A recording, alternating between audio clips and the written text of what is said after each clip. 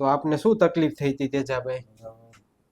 ખડની ગાડી ચડાવતા ધરબ લાગી ચોટા કડી સુધી કમર સુધી. એટલે ઝટકા જેવું લાગ્યું હતું ઝટકા ટૂંકમાં જેવું લાગ્યું. કમરમાં. એટલે ઈ જે ઝટકો લાગ્યો એની પેલા ક્યારેય દુખાવો થતો તો કે એવું કાંઈ નહીં, બરાબર ને? હા. એટલે એકદમથી ઝટકો લાગ્યો અને દુખાવો થઈ ગયો, બરાબર? હવે દુખાવો થયો ત્યારે તમને શું થયું હતું?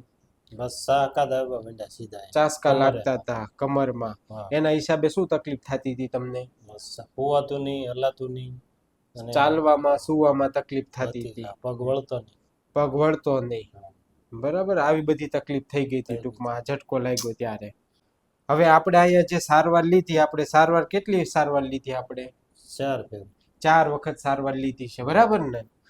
આપણે પહેલી જ સારવારમાં કેવું હતું તમને? પહેલી સારવારમાં ધીમે ધીમે થયો, હા, પછી બીજી વખત આવ્યો પછી એથી વધારે સારું થયું. બરાબર છે.